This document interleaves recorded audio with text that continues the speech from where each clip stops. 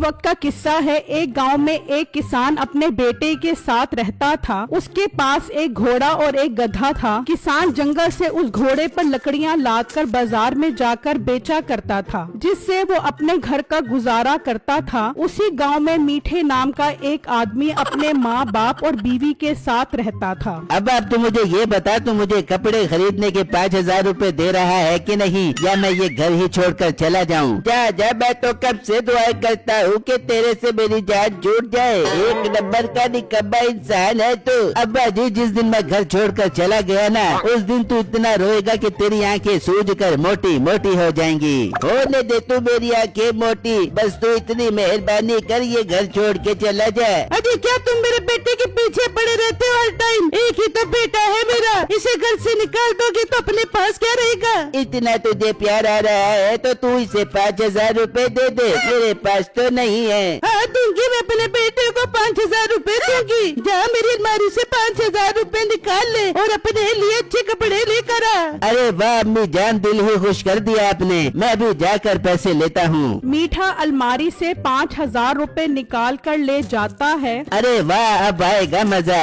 इन पैसों से अपने दोस्तों के साथ मिलकर खूब मजे करूँगा। वहाँ बाजार में बिट्टू का बाप लकड़ियाँ बेच रहा होता है। अरे भाई, मुझे अपने घर के लिए लकड़ियों की जरूरत है। कितने रुपए की दोगे मुझे लकड़ियाँ? अरे साहब, अगर आप सारी लकड़ियाँ लेना चाहते हो तो मैं आपको सारी लकड़ियाँ 4,000 की दे दूंगा। 4,000 तो बहुत ज्यादा है। हाँ, अगर तुम मुझे ये लकड़ियाँ 2,000 में बेचो तो मैं तुमसे खरीदने के लिए तैयार हूँ। नहीं, 2,000 तो बहुत कम है। इनको काटने पर बहुत मेहनत लगती है मेरी। मैं 4,000 रूपए से 1 रुपया भी कम नहीं बेचूंगा। तो फिर अपनी लकड़ियाँ अपने पास रख और सारा दिन बेचता रहे। इतनी महंगी लकड़ियाँ तो कोई खरीदेगा ही नहीं। ये कहकर वो आदमी वहाँ से चला जाता है और तभी मीठे का गुजर वहाँ से होता है। अरे यार, वो देखो, वो घोड़े पर लकड़ियाँ बेच रहा है। क्यों ना इसे उल्लू बनाया जाए? हाँ मीठे, बिल्कुल, अपना तो काम ही यही है। फिर तैयारी पकड़े।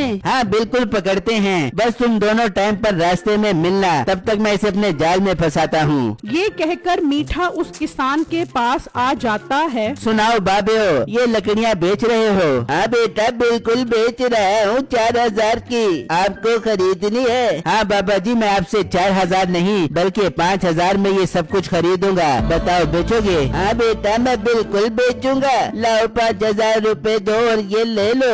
ओहो, मैं तो पैसे उठाना ही भूल गया। आप एक काम करो, मेरे साथ मेरे घर चलो, मैं वहाँ से आपको पैसे उठा देता हूँ। हाँ बेटा, ठीक है, चलो। फिर वो मीठे के साथ चल पड़ता है। वो थोड़ा आगे जाते हैं तो मीठे का दोस्त आ जाता है। अरे वाह, मैं तो लकड़ियाँ ही खरीदने जा रहा था। शुक्र है आप लोग मिल गए। भाई, मैं ये लकड़ियाँ खरीदना चाहता हूँ, कितने की बेचोगे? भाई, ये लकड़ियाँ मैं आपको 6,000 की बेचूंगा। ये क्या कह रहे हो तुमने तो मुझे अभी लकड़ियों के पैसे ही नहीं दिए, फिर तुम इसे आगे कैसे बेच सकते हो? ओ बाबा जी, हमारा सौदा पहले ही हो चुका है। मैं आपको इनसे पैसे लेकर देता हूँ। लाओ भाई, 6,000 रूपए दो और ये लकड़ियाँ ले लो। हाँ क्यों नहीं, चलो आप मेरे घर चलो, मैं आपको पैसे उठा देता हूँ। हाँ ठीक है, चलो बाबा जी, इनके घर चलते हैं, मैं वहाँ आपको पैसे उठा देता हूँ। फिर वो तीनों चल पड़ते हैं। जब वो थोड़ा आगे आते हैं तो मीठे का तीसरा दोस्त आ जाता है। अरे लकड़ी वालों, मैं तो आप ही का इंतजार कर रहा था। मुझे ये लकड़ियाँ खरीदनी है, कितने की बेचोगे? भाई 7,000 की बेचूंगा आपको। ठीक है, मुझे मंजूर है, मैं 7,000 में सब कुछ खरीदूंगा। ये 7,000 रूपए पकड़ो। मीठे का दोस्त उससे 7,000 रूपए पकड़ लेता है और अपना 1,000 अलग करके, ये लो भाई, मेरा आपसे 6,000 में सौदा हुआ था, ये 6,000 पकड़ो। मीठा 6,000 लेता है और 1,000 अलग करके, ये लो बाबा जी, मेरा आपसे 5,000 में सौदा हुआ था, ये 5,000 पकड़ो और लकड़ियाँ और सब कुछ इसे बेच दो। सब कुछ का क्या मतलब? मेरा तो सिर्फ तुमसे लकड़ियों का सौदा हुआ था। ओ बाबा, तू पागल तो नहीं हो गया? तेरी लकड़ियाँ 7,000 की हैं भला? मैंने तो घोड़े समेत कीमत लगाई थी, और मैंने भी 6,000 घोड़े समेत ही लगाए थे। वो सब उसे इतना उलझा देते हैं कि उसे समझ नहीं आती और वो उससे लकड़ियों समेत घोड़ा ले जाते हैं। वो बुजुर्ग उन्हें देखता ही रह जाता है और वो उदास परेशान घर पहुंचता है। क्या हुआ अब्बू जान, आप इतने परेशान क्यों हो? सब खैर तो है? बेटा खैर ही तो नहीं है। फिर वो बिट्टू को अपने साथ हुआ सारा वाकया बताता है, जिससे सुनकर बिट्टू को बहुत गुस्सा आता है। अब्बू जान, ये तो लोगों ने आपके साथ ठीक नहीं किया और हमारा घोड़ा भी ले गए। हाँ बेटा, अब तो मुझे आगे की फिक्र हो रही है कि हम क्या करेंगे। अब्बू जान, आप परेशान मत हो, अल्लाह सब बेहतर करेगा। मैं अपने दोस्त के पास जाता हूँ और उससे मशवरा करता हूँ। ये कहकर बिट्टू वहाँ से निकल जाता है और अपने दोस्त के पास आ जाता है और उसे सारी बात बताता है। यार बिट्टू, बहुत तेज लोग थे, वो तो तेरे अब्बू को उल्लू बनाकर लूट लिया। हाँ यार, बहुत तेज लोग थे, पर यार अब कोई हल निकाल जिससे उन लोगों को अच्छा सबक मिल सके। यार तुम्हारे पास एक गधा है ना, तो उस पर लकड़ियाँ लाद कर उस बाजार में जाकर खड़ा हो जा, वो दोबारा वहाँ जरूर आएंगे। बाकी मैं अब तुझे सारा प्लान बताता हूँ कि आगे करना क्या है। फिर बिट्टू का दोस्त उसे सारी तरकीब बताता है, जिसे सुनकर बिट्टू के अंदर अपना घोड़ा वापस लाने की उम्मीद पैदा हो जाती है। पर यार, मैं सना की घास कहाँ से लेकर आऊँ? बिट्टू, वो गांव के करीब बख्तारा वाली पुल के साथ लगा है, वहाँ से तोड़कर अपने गधे को खिला दे। ठीक है, मैं भी जाता हूँ और वो घास तोड़ कर आता हूँ। फिर बिट्टू उस जगह पर आ जाता है और उसे वो घास नजर आ जाती है। वो उस घास को तोड़ लेता है और उसे ले जाकर अपने गधे को खिला देता है। फिर अगले दिन वो उस गधे पर लकड़ियाँ लाद कर उसी बाजार में खड़े हो जाते हैं। बिट्टू का दोस्त थोड़ा दूर खड़ा हो जाता है। अब तो उनको इंतजार करते करते काफी टाइम गुजर जाता है। यार, अभी तक तो कोई लकड़ी खरीदने ही नहीं आया। लगता है आज मुझे ऐसे ही घर वापस जाना पड़ेगा।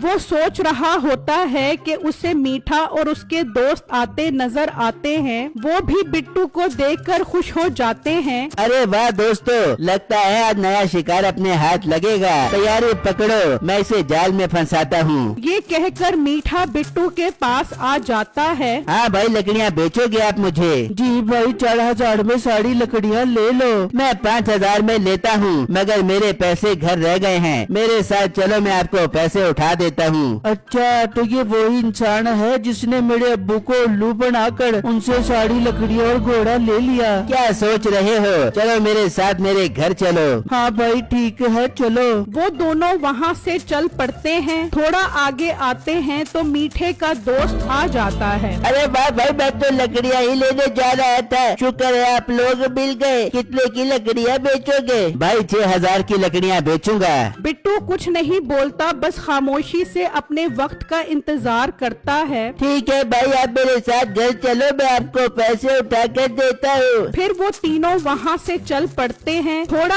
आगे आते हैं तो उनका तीसरा साथी आ जाता है। अरे भाई वाह, क्या किस्मत है मेरी। मैं लकड़ियाँ ही लेने जा रहा था और आप लोग आ गए। कितने की बेचोगे मुझे ये सब कुछ? भाई ये 7000 का सामान है। ठीक है, ये 7000 पकड़ो और सारा सामान दे दो। फिर इस तरह वो सब अपने अपने पैसे लेते हैं। लाओ, इस गद्दे की रस्सी मेरे हवाले कर दो। क्या मतलब, कौन सी रस्सी? तो मैंने तुमसे लकड़ियाँ गद्दे समेत ही खरीदी हैं। हाँ तो सही कह रहा है, तेरी लकड़ियाँ 7000 की हैं भला। हाँ, मुझे ये गद्दा और लकड़ियाँ दो। तभी बिट्टू का दोस्त वहाँ आ जाता है। अरे वाह भाई, ये गद्दा तो बहुत अच्छा है। किसका है ये गद्दा?